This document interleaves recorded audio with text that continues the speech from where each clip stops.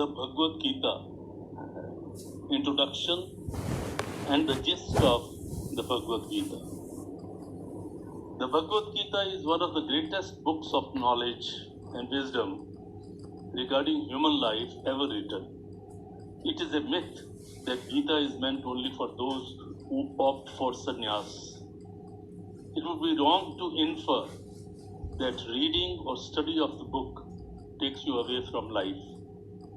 The fact is that every reading of the book gives you greater insight into various facets of life, particularly the importance of duty. The book comprises dialogue between Lord Krishna and Arjuna. It takes place at most inappropriate time and strangely befitting also, that is, right when the two armies of Kauravas and Pandavas are at the battlefield of Kurukshetra ready to fight. Sanjay, through the grace of Saint Shri Ved Vyasji, has been blessed with a divine ability to be able to watch the happenings of the battlefield while sitting in the palace.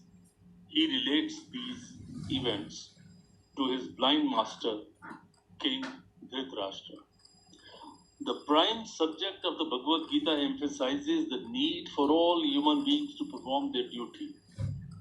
It becomes explicit that the greatest happiness one can find is experienced through the successful performance of the duty. Action has been considered as that which no mortal can or should ever avoid.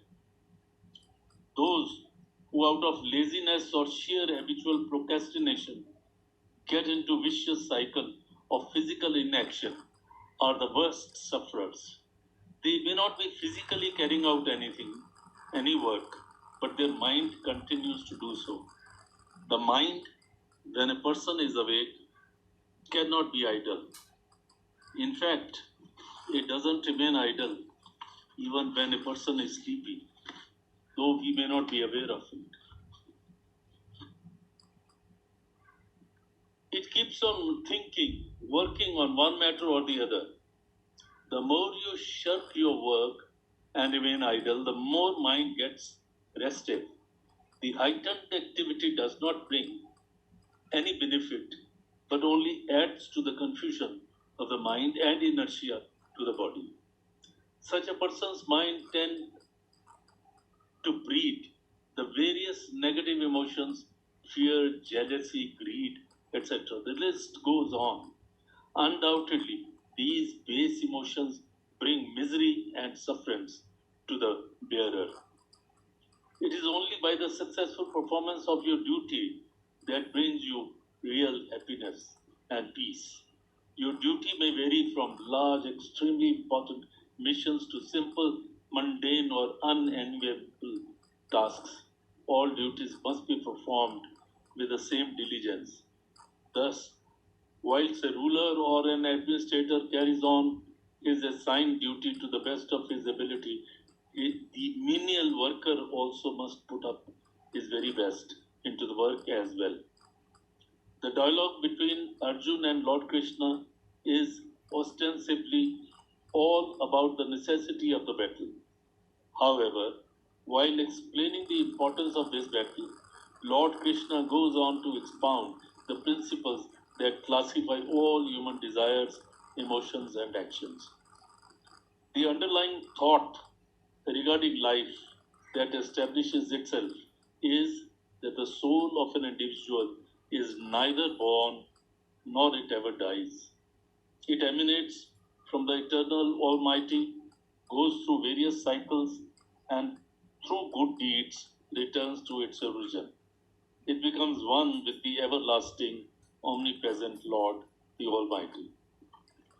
Since we come to the world but for a temporary period, we should all harbor no worldly attachments. The world as we see, as we feel, as we experience, including the worldly objects, is one great Maya, an illusion. This is the creation of God. Lord the Almighty. There is therefore no place for personal ego. Nothing really belongs to anyone. All objects are different manifestations of the vast cosmic energy, which keeps on changing form and position. What is seemingly yours today once belonged to somebody else and will soon get transferred to another. Realizing fully well the illusory nature of the world and one's own transient existence, one should practice detachment. This means that you remain in the present. You take routine actions, carry out all your duties toward your family, community, or state. However, you do not get emotionally attached to any person, object, or position. This is the only path to peace. This is the only path to salvation.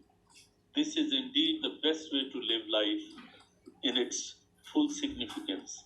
The contentment experienced by a person who practices the principle of detachment is far greater than the one experienced by a person who gets involved in trivial momentary pleasure. So this is the crux of the Bhagavad Gita.